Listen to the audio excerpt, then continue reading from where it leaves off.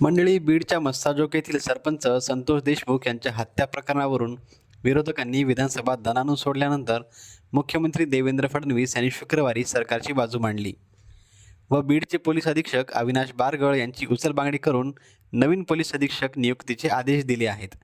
त्यानुसार 24 तासात त्या पदावर नवनीत कावत यांची नियुक्ती करण्यात आली आहे। दरम्यान कार्यभार स्वीकारल्यानंतर एका दिवसाचीही सुट्टी न घेता कावत यांनी सरपंचाच्या हत्येमध्ये मधील उर्वरित 3 आरोपींना पकडण्यासाठी कंबर कसल्याचं दिसतंय।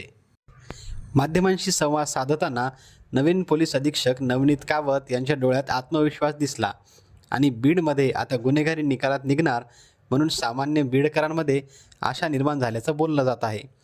नेमकं काय म्हणाले नवीन पोलीस अधीक्षक आणि कशा पद्धतीने आता ते संतोष देशमुख यांच्या प्रकरणाचा तपास करणार आहेत, त्यांचाच घेतलेला हा सविस्तर आढावा।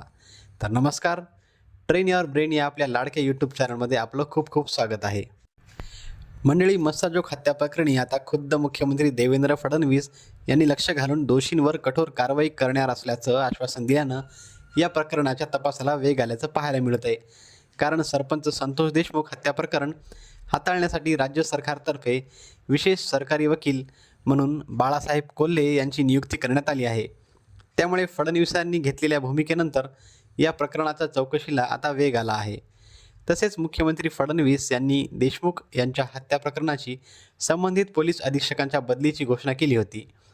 त्यानुसार काल अविनाश बारगळ यांची उचलबांगडी करत त्यांच्या जागी नवनीत कावत यांची नियुक्ती करण्यात आल्यानंतर कावत यांनीही ॲक्शन मोडवर येत काम सुरू केले। बीडचे पोलीस अधीक्षक नवनीत कावत यांनी अधीक्षक पदाभार स्वीकारताच संतोष देशमुख प्रकरणी काही महत्त्वाचे आदेश दिलेत। तसेच तपासाला वेगाने सुरुवात केली आहे। त्या अनुषंगाने बीडचे पोलीस अधीक्षक मस्साजोग प्रकरणात सर्व अधिकाऱ्यांची बैठक बोलावली।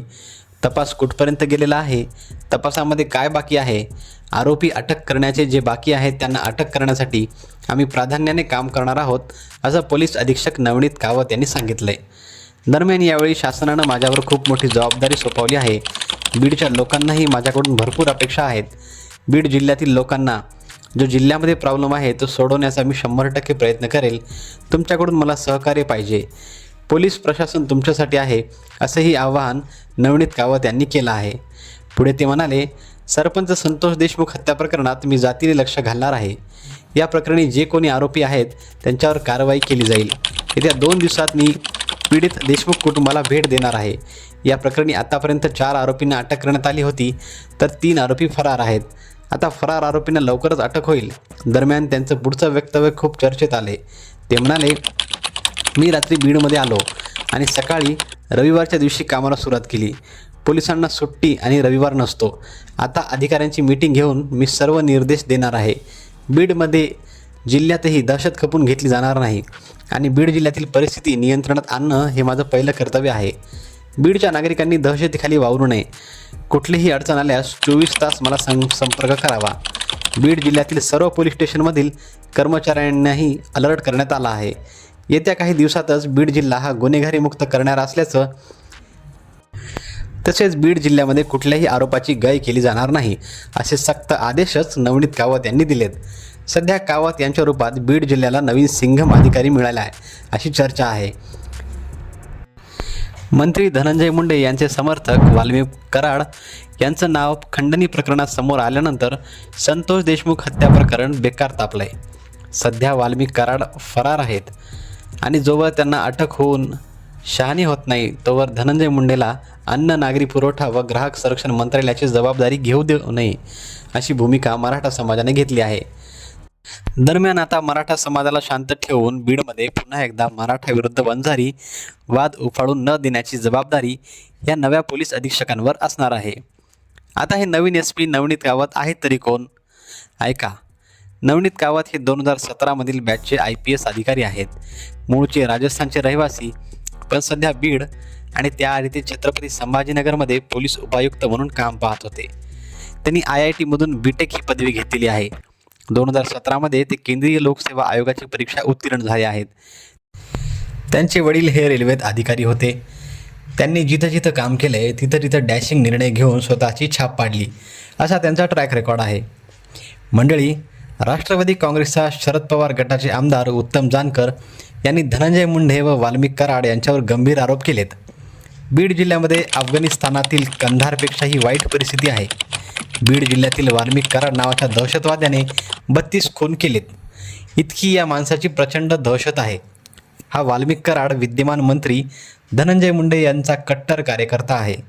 काही गुंडांना हाताशी धरून धनंजय मुंडे राजकारण करत आहेत, असे गंभीर आरोप राष्ट्रवादी काँग्रेस शरदचंद्र पवार पक्षाचे आमदार उत्तम जानकर यांनी केलेत. जिल्ह्यात सध्या कायदा व सुव्यवस्था हा मुद्दा चिंतेचा विषय झाला असून लोकांमध्ये भीती निर्माण झाल्याचं सांगितलं जात आहे.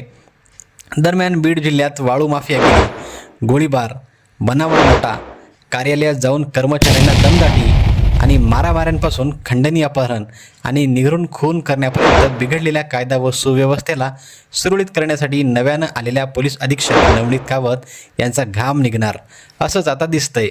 कारण सरपंचाच्या निर्घुण हत्येसोबतच जिल्ह्यात वाढलेला माफिया राजची मुळं शोधण्याचं आव्हान देखील नव्या पोलीस अधीक्षकांसमोर असणार आहे. त्यांनी सध्या जिल्ह्यातील कायदा व सुव्यवस्थेची घडी बसवून अगदी वाहतूक शाखेपासून स्थानिक गुन्हे शाखा, पोलीस अधिकाऱ्याचे विशेष पथक, आर्थिक गुन्हे शाखा तसेच पोलीस ठाण्यातील अधिकाऱ्यांच्या फेररचनेसाठी प्रयत्न सुरू केल्याचं बोललं जात आहे.